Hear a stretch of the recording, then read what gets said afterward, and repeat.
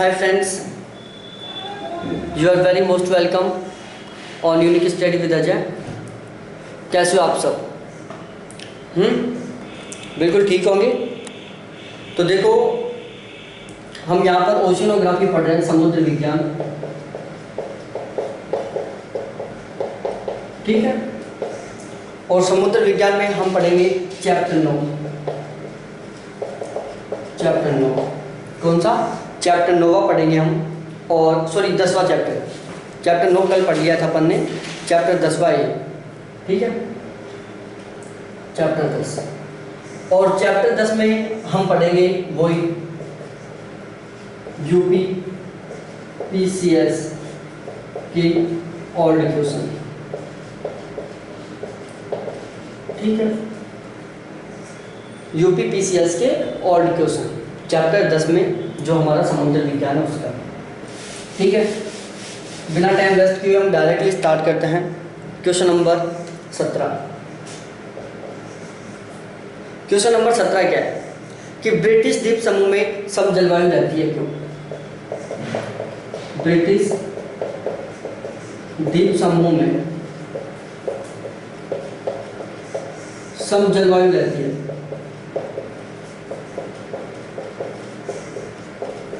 क्यों? बताओ। ब्रिटिश द्वीप समूह में सम जलवायु रहती है, इसका क्या कारण है? तो भाई लोगों, इसका जो कारण है वो है उत्तरी अटलांटिक ड्रिफ्ट। क्या है? उत्तरी अटलांटिक ड्रिफ्ट की वजह से ब्रिटिश द्वीप समूह में सम जलवायु रहती है। और जो उत्तरी अटलांटिक ड्रिफ्ट है वो क्या है? एक गर्म जलधारा है। क्या है? एक गर्म जलधारा है। जो उत्तरी अटलांटिक ड्रिफ्ट है ये एक गर्म जलधारा है जो ब्रिटिश द्वीप समूह का तापमान बढ़ा देती है। देखो, मैं एक डायग्राम से समझाता हूँ आपको। ये वाला एरिया, और यहाँ पर इस तरीके से क्या बह रही है? ये उत्तरी अटलांटिक ड्रिफ्ट बह रही है, उत्तरी अटलांटिक ड्रिफ्ट। ठीक है, ये कौन सा एरिया? ये है ब्रिटिश द्वीप समूह। ठीक है, अब जब ये गर्म जलधारा बिल्कुल इस दिशा में बहेगी तो क्या होगा? इस ठंडे एरिया का तापमान भी बढ़ जाएगा। यहाँ पर क्या है? ठंडा एरिया है। लेकिन जैसे ब्रिटिश उत्तरी अटलांटिक ड्रिफ्ट इस एरिया में बहेगी तो यहाँ का तापमान हाई हो जाएगा। उसका कारण है क्योंकि जो उत्तरी अटलांटिक ड्रिफ्ट है वो कैसी है? एक गर्म जलधारा है। कैसी है? एक गर्म जलधारा है। ठीक है, उसके बाद अगला क्वेश्चन आता है जवार भाटा का। ये सारे क्वेश्चन वो हैं जो ये वाला क्वेश्चन था, ये यूपी पीसीएस 2000 में पूछा हुआ क्वेश्चन था। किसमें? यूपी पीसीएस 2000 में पूछा हुआ क्वेश्चन था। और जो आगे ज्वार भाटा का क्वेश्चन है, ज्वार भाटा, ये भी यूपी पीसीएस 2000 में पूछा हुआ क्वेश्चन है। इसमें क्या पूछा था उसने कि पृथ्वी के महासागरीय तल पर, पृथ्वी के महासागरीय तल पर, पृथ्वी के महासागरीय तल पर दो प्रत्यक्ष ज्वार के मध्य, दो प्रत्यक्ष ज्वार के मध्य 52 मिनट का, कितने का? 52 मिनट का विलंब होता है, अंतराल होता है। क्यों? कि जो पृथ्वी के महासागरीय तल पर जो दो प्रत्यक्ष ज्वार आते हैं उनके बीच में 12 मिनट का विलंब रहता है, अंतराल रहता है। वो क्यों रहता है? उसके दो कारण हैं। पहला कारण है पृथ्वी का क्या? परिक्रमण। दूसरा कारण है पृथ्वी का घूर्णन। और दूसरा कारण है चंद्रमा का परिक्रमण, चंद्रमा का परिक्रमण और पृथ्वी का परिभ्रमण या घूर्णन, ये दो कारण हैं जिनकी वजह से किसी भी स्थान पर आने वाले दो प्रत्यक्ष वालों के बीच में 52 मिनट का अंतर रहता है। अब मैं समझाता हूँ आपको। सपोज दैट ये हमारी पृथ्वी है और इसके यहाँ पर एक ज्वार आया है। क्या आया? ज्वार आया है यहाँ पर, और ये चंद्रमा इस तरीके से पृथ्वी के चारों तरफ राउंड लगा है। यहाँ पर चंद्रमा था, इस वजह से यहाँ पर क्या हुआ? ज्वार आ गया। बिल्कुल सही कारण ना भाई, ये पृथ्वी है, ये चंद्रमा है, ये क्या है? पृथ्वी। और इसके ये जो चंद्रमा है यहाँ पर क्या है? चंद्रमा है, इसके ये चारों तरफ राउंड लगा रहा है। अब पृथ्वी क्या करती है? अपने अक्ष पर 24 घंटे में एक घूर्णन करती है, और जो चंद्रमा है वो समथिंग 27.5 दिन में, कितने में? समथिंग 27.5 दिन में पृथ्वी के चारों तरफ परिक्रमा कर लेता है। कितने दिन में? 27.5 दिन में परिक्रमण कर लेता है। अब होता क्या है कि ये दोनों, जब चंद्रमा और पृथ्वी एक सिद्ध में आए और यहाँ पर क्या हुआ? ज्वार आ गए। अब पृथ्वी क्या कर रही है? अपने अक्ष पर घूर्णन कर रही है। यहाँ पर ऐसे पृथ्वी अपने अक्ष पर घूर्णन कर रही है, इस तरीके से घूमती हुई यहाँ पर आई वापस। कितने टाइम में आई वापस? यहाँ पर 24 घंटे में आ गई वापस। ठीक है, पृथ्वी अपने उसी स्थान पर 24 घंटे में वापस आ गई। यहाँ से पृथ्वी ने राउंड स्टार्ट किया इस तरीके से 0 मिनट पर, और 24 घंटे में ये वापस इसी स्थान पर आ गई। लेकिन जो चंद्रमा है वो भी पृथ्वी के चारों तरफ चक्कर लगा रहा है। क्या कर रहा है? चंद्रमा भी पृथ्वी के चारों तरफ चक्कर लगा रहा है। तो पृथ्वी अपने उसी स्थान पर आने में कितना टाइम लगाई है? 24 घंटा। तो 24 घंटे में चंद्रमा ने भी कुछ आगे डिस्टेंस तय की होगी, क्योंकि चंद्रमा समथिंग 27.5 दिन में पृथ्वी के पूरी के एक चक्कर लगा रहा है, तो इसने भी एक दिन में कुछ दूरी तो तय की होगी ना। तो चंद्रमा अपनी दूरी तय करके और यहाँ पर आ जाता है। कितने टाइम बाद? 24 घंटे बाद। और पृथ्वी 24 घंटे में अपने उसी स्थान पर पहुँचती है। अब यदि जब चंद्रमा और पृथ्वी का वो जो ज्वार आने वाला स्थान था, वो जब एक शुद्ध में आएंगे, ये स्थान यहाँ पर आएगा, तो इसमें कितना टाइम लगता है? 52 मिनट का लगता है। कितने मिनट का लगता है? 52 मिनट का लगता है इस वाली डिस्टेंस को तय करने में। जो ये वाली डिस्टेंस है ना, इस वाली डिस्टेंस को तय करने में कितना समय लग रहा है? 52 मिनट का समय लग रहा है। तो ये दो कारण है, पृथ्वी का अपने अक्ष पर घूमना। सपोज दैट पृथ्वी अपने अक्ष पर नहीं घूमे, यहाँ की यहाँ रहे,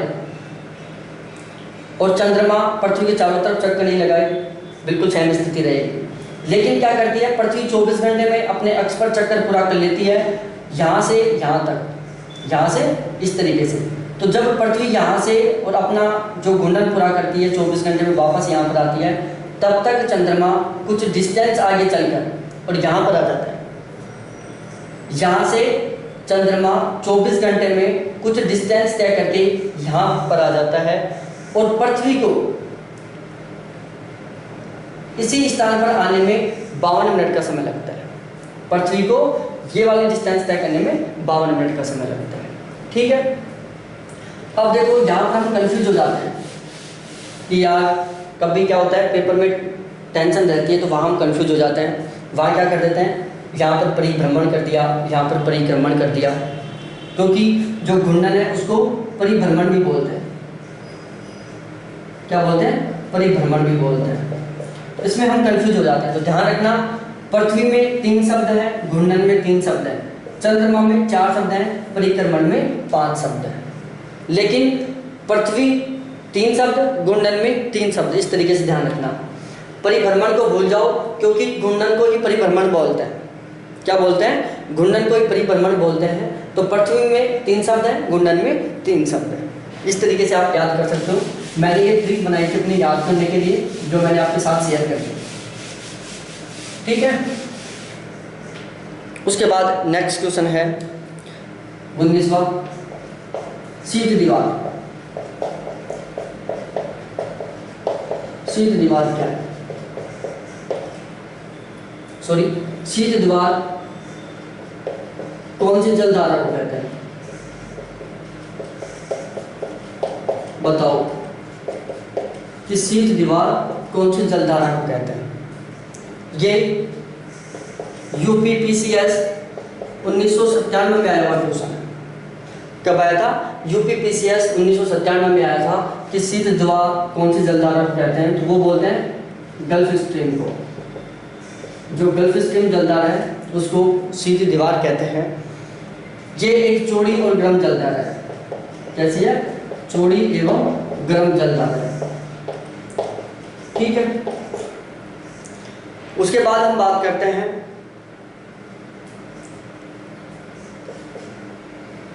यह जलधारा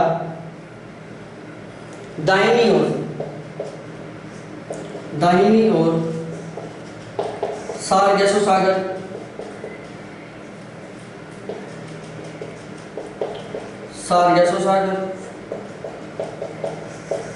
एवं बाईं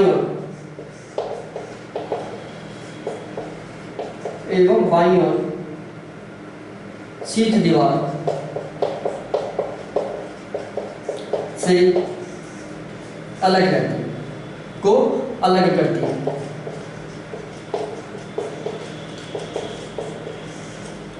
कि जो गल्फ स्ट्रीम जलधारा है वो दाहिनी ओर सारगैसो सागर और बाईं ओर शीत दीवार को अलग करती है, और इसीलिए इसे शीत दीवार कहते हैं। क्या कहते हैं? शीत दीवार कहते हैं। ये जलधारा उत्तरी अटलांटिक महासागर में बहती है।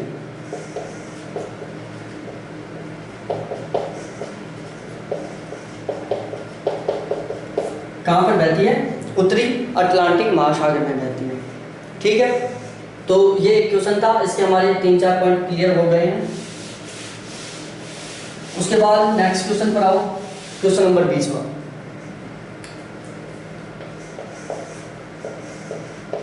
प्रवाल भित्ति की उत्पत्ति से संबंधित सिद्धांत।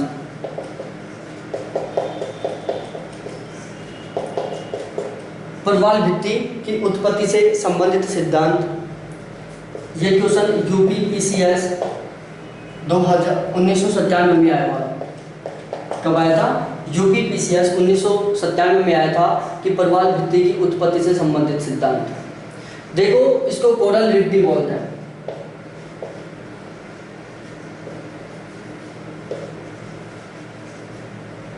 कोरल रीफ बोलते हैं। प्रवाल भित्ति की उत्पत्ति से संबंधित सिद्धांत। तो देखो, इसको 2 पार्ट्स में डिवाइड किया गया है। एक होता है अवतलन पर आधारित सिद्धांत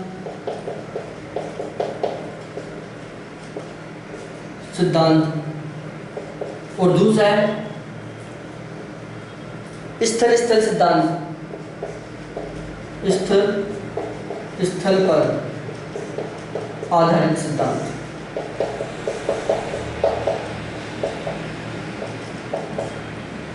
कि जो प्रवाल भित्ति थी उसकी उत्पत्ति से संबंधित सिद्धांत को 2 पार्ट्स में डिवाइड किया गया। एक अवतरण पर आधारित सिद्धांत, दूसरा स्थल पर आधारित सिद्धांत। अवतरण पर आधारित सिद्धांत का मतलब है सागर तल में परिवर्तन। सागर तल में परिवर्तन या आधार तल में परिवर्तन।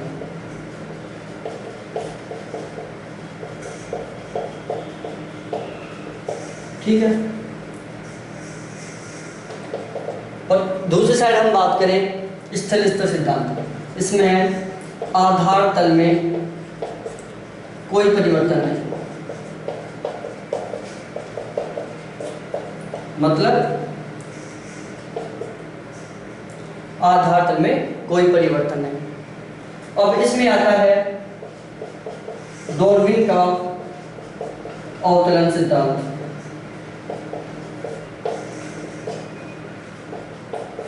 क्या आता है? डार्विन का अवतरण सिद्धांत। और इसमें आते हैं मर्रे का स्थल सिद्धांत, मर्रे का स्थल सिद्धांत ठीक है। दूसरा आता है डेली का हिमालयन नियंत्रण सिद्धांत।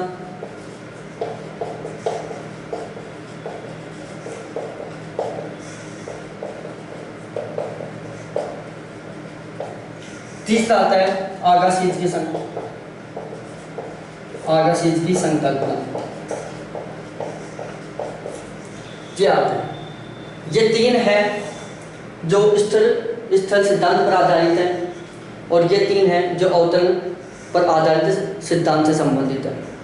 डार्विन मोदे ने अवतरण सिद्धांत दिया था, उसमें बताया था कि प्रवाल भित्तियों का जो निर्माण होता है वो कैसे होता है, निमज्जन के कारण होता है। इसको हम निमज्जन का सिद्धांत बोलते हैं। क्या बोलते हैं? निमज्जन का सिद्धांत। निमज्जन का सिद्धांत का मतलब है, जैसे सबसे पहले प्रवाल भित्ति का निर्माण हुआ, उसके बाद उसका नीचे धंस गई, वो क्या हुआ, उसका आधार तल नीचे धंस गया, फिर उसके ऊपर धीरे धीरे मूंगों का जमा होने लगा, फिर वापस वो आधार तल नीचे धंस गया, फिर उसके ऊपर मूंगों का जमा होने लग गया। इस तरीके से बताया था इन्होंने। जबकि इन्होंने बताया कि जो आधार तल है वो बिल्कुल स्थिर रहता है, वो नीचे नहीं धंसता, बिल्कुल स्थिर रहता है, और इसके ऊपर मूंगे अपना घर बनाते रहते हैं, प्रवाल भित्ति का निर्माण होता रहता है। ठीक है, अब हम आगे चलते हैं नेक्स्ट क्वेश्चन पर। नेक्स्ट क्वेश्चन है क्वेश्चन नंबर 21। क्वेश्चन नंबर 21 है कि थर्मोक्लाइन क्या है।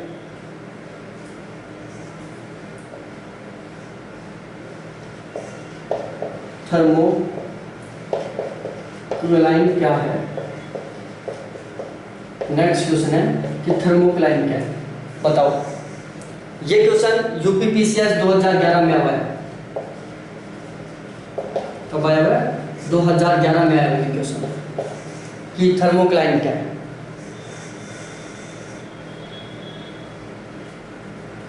देखो, 3000 से 300 से 1000 मीटर के बीच में सागरीय जल के तापमान में काफी तेजी से कमी आती है। 300 से 1000 मीटर के बीच में 300 से 1000 मीटर के बीच में सागरीय जल के तापमान में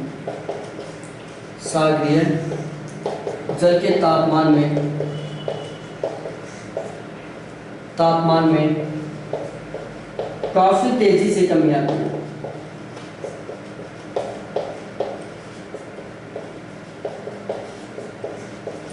कि 300 से 1000 मीटर के बीच सागरीय जल के तापमान में काफी तेजी से कमी आती है, और इस मंडल को ही थर्मोक्लाइन कहा जाता है। इस मंडल को ही थर्मोक्लाइन कहा जाता है। जो ये मंडल है, इस मंडल को ही थर्मोक्लाइन कहा जाता है। कौन सा मंडल? 300 से 1000 मीटर के बीच का मंडल। 300 से 1000 मीटर के बीच का जो मंडल है, इसको थर्मोक्लाइन मंडल कहते हैं। ठीक है। दूसरी बात, तापमान में परिवर्तन के कारण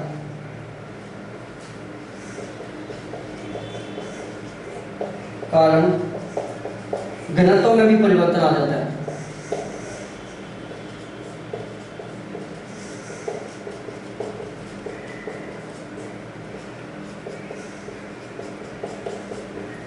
ठीक है, कि तापमान में परिवर्तन के कारण घनत्व में भी परिवर्तन हो जाता है।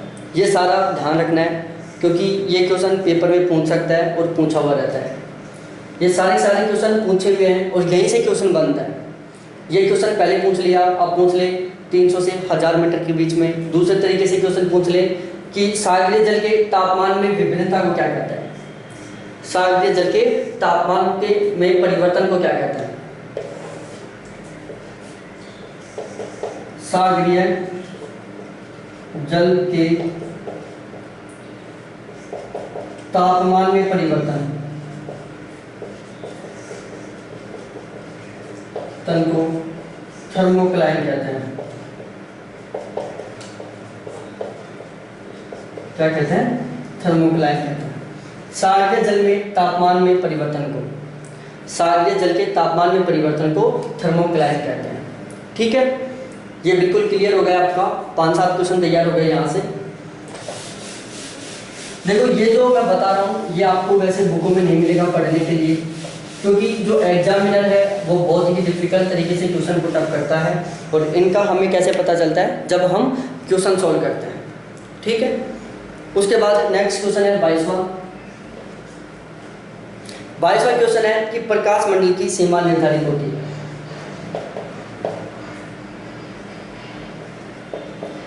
प्रकाश मंडल की सीमा निर्धारित होती है, बताओ। प्रकाश मंडल की सीमा निर्धारित होती है, ये यूपीपीसीएस 2011 में पूछा हुआ क्वेश्चन है। तो ये होता है सूर्य के प्रकाश की प्रविष्टि द्वारा, किसके द्वारा, सूर्य के प्रकाश की प्रविष्टि के द्वारा। सपोज दैट ये हमारा एक महासागर है, इसमें ये जल भरा हुआ है। ठीक है, ये महासागर, इसमें ये जल भरा हुआ है, ये सूर्य है, और यहाँ से ये किरणें आ रही हैं, और सपोज दैट ये किरणें केवल यहाँ तक ही प्रवेश कर पा रही हैं, यहाँ तक ही। तो ये इसका ऊपर का जो भाग है, ये वाला जो भाग है महासागर का, ये वाला जो भाग है वो क्या है, प्रकाश मंडल। क्या है, प्रकाश मंडल। क्योंकि जो सूर्य की किरणें हैं वो केवल यहाँ तक ही प्रवेश कर पा रही हैं, इसके नीचे नहीं जा पा रही हैं, बिल्कुल यहीं तक ही प्रवेश कर पा रही हैं। तो ये क्या है, जहाँ तक सूर्य की किरणें प्रवेश कर जाती हैं उसे हम प्रकाश मंडल बोलते हैं। ठीक है, आगे बात करते हैं अगले क्वेश्चन पर। 23वां क्वेश्चन है सागरीय हिमपात क्या है।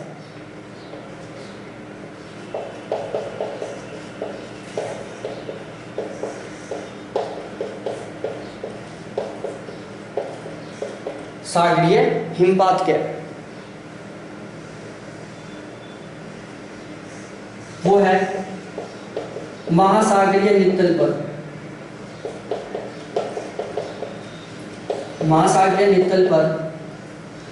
लगातार अत्यंत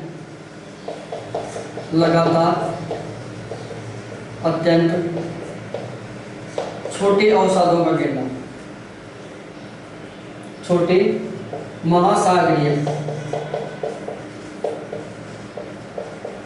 अवसादों का गिरना।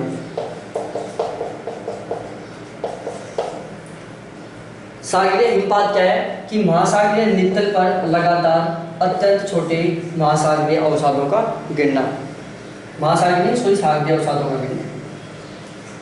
तो सागरीय हिमपात क्या होता है कि महासागरीय नितल पर लगातार अत्यंत छोटे सागरीय अवसादों का गिरना ही क्या कहलाता है, सागरीय हिमपात कहलाता है। ठीक है, अब हम आगे बात करते हैं नेक्स्ट क्वेश्चन पर। Question number 24।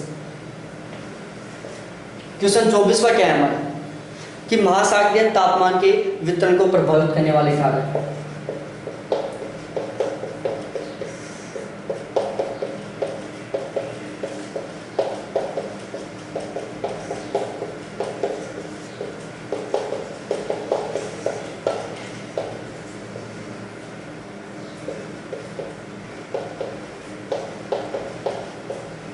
महासागरीय तापमान के वितरण को प्रभावित करने वाले कारक, और ये क्वेश्चन था वो भी हमारा उसी वर्ष आया हुआ है, 2011 में आया हुआ है, यूपीपीसीएस 2011 में आया हुआ है। ठीक है, तो इसमें जो महासागरीय तापमान है उसको कौन कौन से कारक प्रभावित करते हैं उनका डिस्कशन करेंगे हम। सबसे पहला होता है अक्षांश, दूसरा होता है क्या, प्रचलित पवन है,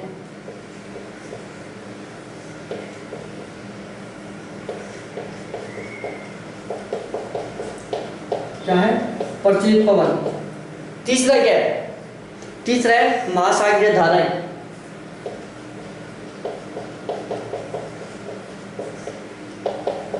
और चौथा क्या है, चौथा है अंतः सागरीय कटक।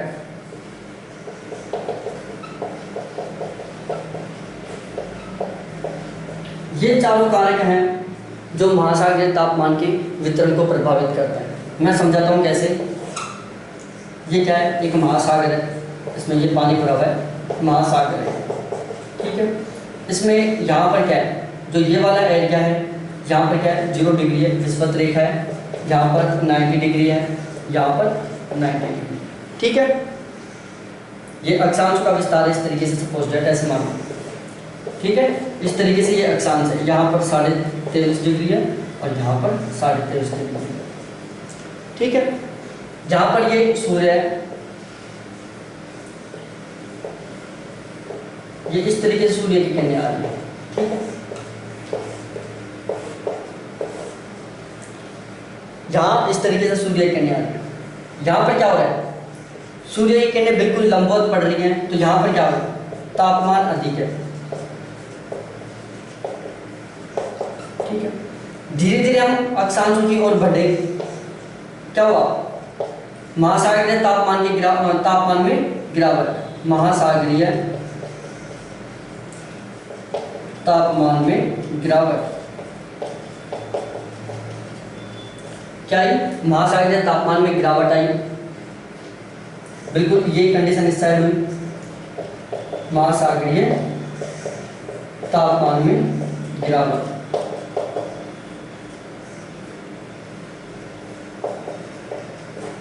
अब आप सोच रहे होंगे कि सर यहाँ पर ये किरणें थी जो बिल्कुल लंबवत पड़ रही हैं, तो यहाँ पर तापमान अधिक है, जबकि जहाँ पर ये तिरछी पड़ रही है वहाँ पर तापमान कम क्यों है। क्वेश्चन बन रहा है कि जहाँ पर किरणें तिरछी पड़ रही हैं वहाँ पर तापमान क्यों है, जबकि किरणें तो यहाँ भी पड़ रही हैं। ऐसे नहीं कि चलो यहाँ पर भारी मात्रा में किरणें पड़ रही है, यहाँ पर सीधी किरणें पड़ रही है, ऐसा कुछ नहीं है। किरणें बिल्कुल सेम तरीके से पड़ रही हैं, लेकिन ऐसा क्या कारण है कि यहाँ पर तापमान कम है, यहाँ पर तापमान अधिक है और यहाँ पर तापमान कम है। देखो एक दूसरा डायग्राम बनाता हूं मैं।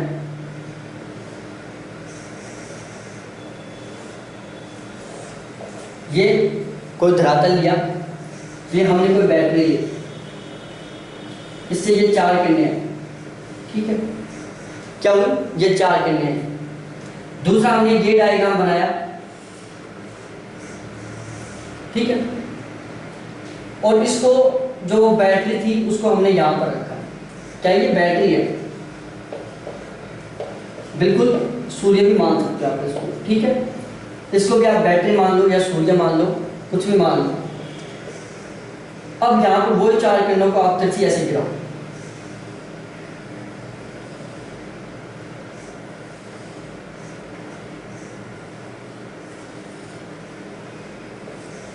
ये क्या हुआ, वही 4 किरणें थी, वही सेम डिस्टेंस से आई हैं, वही 4 किरणें थी, बिल्कुल सेम दूरी से आई हैं। ऐसे तो है नहीं कि कोई किरण ऐसे आ रही है फिर वो ऐसे घूम जाएगी, ऐसे नहीं घूमती, बिल्कुल सीधी आती है, इस तरीके से आती है, बिल्कुल इसी तरीके से आ रही है। लेकिन यहाँ पर ये जो स्थान है वो अधिक है, यहाँ पर ये स्थान है जो कम है। आप खुद भी एक्सपेरिमेंट करके देख सकते हो। बैटरी का फोकस लो, एक तो बैटरी को बिल्कुल सीधी लगाओ, आप फोन की टॉर्च का भी यूज कर सकते हो। देखो मैं करके दिखाता हूँ आपको एक बार।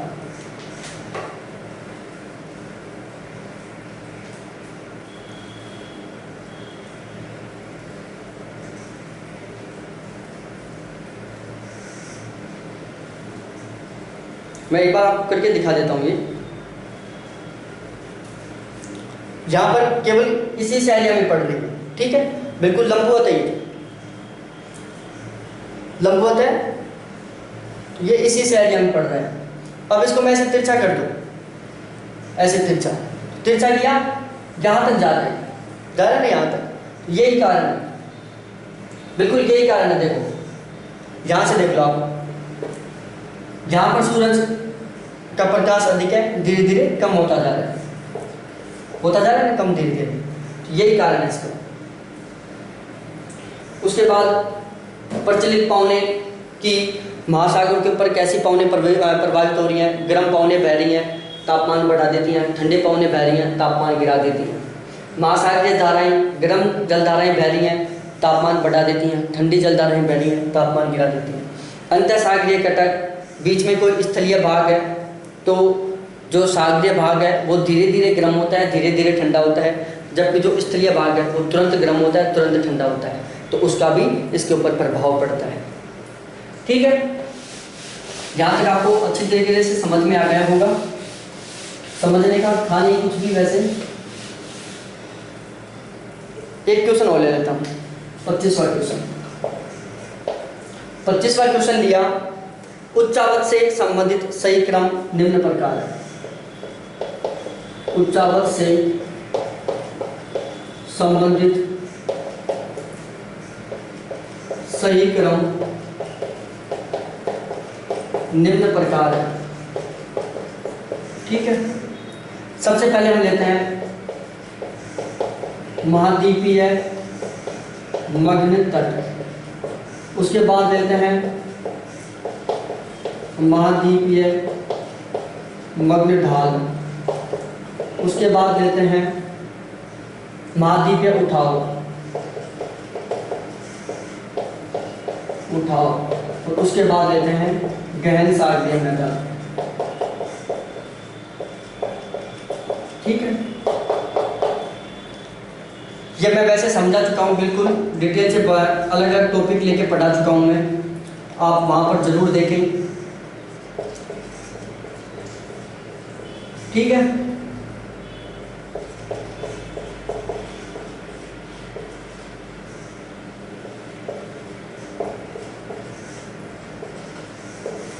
कि जो महाद्वीपीय मग्न तट है वो 200 मीटर तक रहता है, महाद्वीपीय मग्न ढाल 200 से 2000 मीटर तक रहता है, महाद्वीपीय उठान 2000 से 3000 मीटर तक रहता है और गहन सागरीय मैदान 3000 से 6000 मीटर तक रहता है। बिल्कुल सही समझ में आ गया होगा ये। वैसे ही मैं ये चारों टॉपिक है पॉइंट टू पॉइंट डिटेल से, बिल्कुल डिटेल से अलग अलग वीडियो बना के पढ़ा चुका हूँ। उसके लिए आप मेरा यूट्यूब की प्लेलिस्ट में जाओ और उसमें ओशियोनोग्राफी का प्लेलिस्ट ओपन करो जिसमें स्टार्टिंग के वीडियो हैं, तो उनको आप ज़रूर देखना, बहुत हेल्पफुल रहेंगे आपके लिए। तो ये थी आज की हमारी क्लास, जो आपको कैसी लगी कमेंट करके बताना। और ऐसे ही और भी बहुत सारे वीडियोस देखने के लिए चैनल को सब्सक्राइब करो, बेल आइकन को दबाओ और ढेर सारे कमेंट करो अपनी समस्या के अकॉर्डिंग। ठीक है, और एक बार इसका रिवीजन कर लो, आप अच्छी तरीके से याद कर लो इसको, साथ के साथ याद करो, बात मत छोड़ो इसको, अब भी रट लो इसको, वीडियो बंद करो तुरंत इसको रटो। ठीक है, फिर मिलते हैं नेक्स्ट वीडियो के साथ, बाय। और हाँ, मैंने अपनी ड्यूटी फॉलो की, आप अपनी ड्यूटी फॉलो करो, चैनल को सब्सक्राइब करो, बेल आइकन को दबाओ, वीडियो को शेयर करो, लाइक करो और कमेंट करो। थैंक्स देखने के लिए।